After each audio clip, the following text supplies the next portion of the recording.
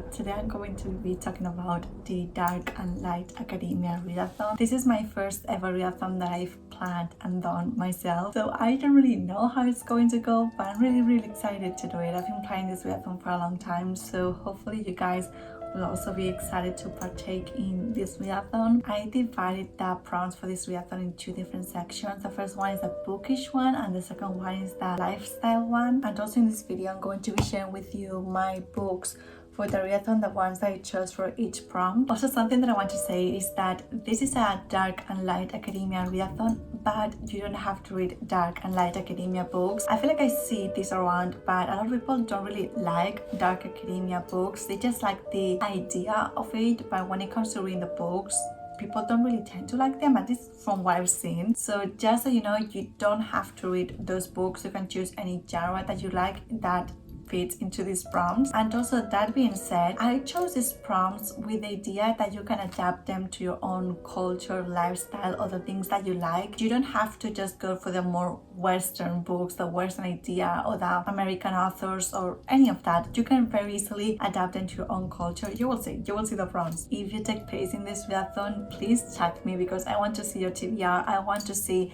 what you're going to do. I'm going to be vlogging the readathon, so if you're also going to vlog it, please also tell me because I really want to see it. This readathon is going to take place in September, from the 1st of September till the 30th of September. I'm going to leave a link in the description box with all the information, all the prompts. In case you don't want to watch this video, feel free to not watch it and just go straight to the Google Drive. I'm not going to be upset, don't worry about it. But if you want to know about my TBR, just keep watching this video. Starting off with the bookish prompts. The first prompt is to read a book translated from a dead language. With this one, you can very easily adapt it to your culture. Me, for example, my native languages are Catalan and Spanish. Both languages come from Latin. So I decided to choose a book translated from Latin, and the book is The Odyssey by Homer. This one is a classic. Everyone knows about The Odyssey. I still haven't finished reading this book. I have this Spanish Penguin Classics edition. I decided to read it in Spanish because I think it's maybe going to be a better translation. A lot of people love the English translation by, I forgot her name, but a lot of people love that translation. I'm going to read the Spanish one and then we shall see. The next prompt is to read a myth retelling. Again, you can adapt this one to your culture. You can read a myth retelling from Norse mythology, Hindu mythology, Persian mythology, whichever one you want to choose. I decided to go with the Mediterranean mythology and I chose Elektra by Jennifer Saint. I read Ariadne by Jennifer Saint last summer, so this year I wanted to read another one of her myth retellings. I do know a little bit about Elektra because I've read about Clytemnestra and Cassandra, so I am familiar with her story. That being said, I'm not really excited to see the brutality of Greek myth retellings because all of them are very brutal and honestly I'm a little tired of that. But still, I want to read this book. The next prompt is to read a poetry collection. For this one I chose the selected poems of Lord Byron. I love the romantic period. The Victorian romantic period is one of my favorite periods to read about. I feel like this is the perfect time to talk about Romantic Outlaws by Charlotte Gordon. That's one of my all-time favorite books. That book talks about the Victorian and romantic period since it talks about Mary Wollstonecraft and Mary Shelley. Lord Byron was friends with Mary Shelley and also Percy Shelley. This man was very scandalous and he just had a very hedonistic lifestyle. The next one is to read a play. I feel like with this one a lot of people are going to think about Shakespearean plays, and feel free to do that. I think it's a great idea. Me myself, I want to read a Spanish play since I'm not reading Spanish poetry, which honestly Spanish poetry is one of the most beautiful poetry you can find. So if you want to read Spanish poetry, look at Gustavo Adolfo Bécquer, Rimas y Leyendas. Spanish poetry is just so beautiful. But anyways, for a play, I'm going to read Don Juan Tenorio by José Zorrilla. I've already read this play at school actually, but I want to reread it. Okay, the next prompt is to read a philosophy book. For this one, I chose The Wisdom of Insecurity, A Message for an Age of Anxiety by Alan W. Watt. I've read some different entries of this book, but I haven't read the book from, cover to cover. So hopefully I will do it in September. The next one is to read a book about a secret society. For this one, I actually wanted to try to read the Da Vinci Code because the sect, like the secret society, I guess, that they talk about in that book is Opus Dei, and I was born and raised in an Opus Dei environment. I went to an Opus Dei school. I was part of the Opus Dei for a long time. I'm still not ready. Like, honestly, I don't want to think about Opus Dei, and no, please, I don't want to do it. Instead, the book that I'm going to read, which I actually don't have here right now, it's about the Masones. How do you say Masones in English? Masons. What? Masons.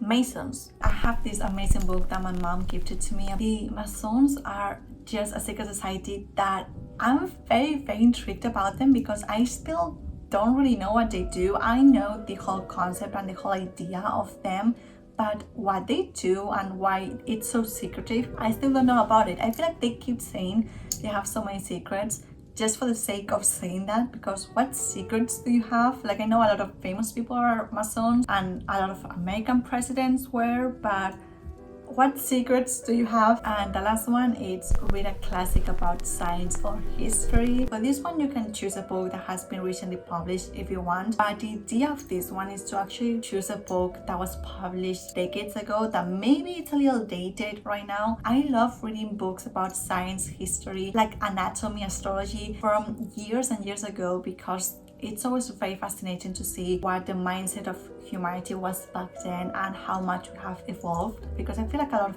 things that now we think are so obvious, maybe in a few decades it will be completely different. Like, I think that we are still learning so many new things, like humankind. So the book that I'm going to choose is The Origins of Species by Charles Darwin. My mom is a biologist and she read this book actually, I think at university maybe. She told me it's a very dense book, but I like dense books. I take my time reading them, but I like them. So maybe I will not finish that book in this readathon, but I will start reading it during this readathon.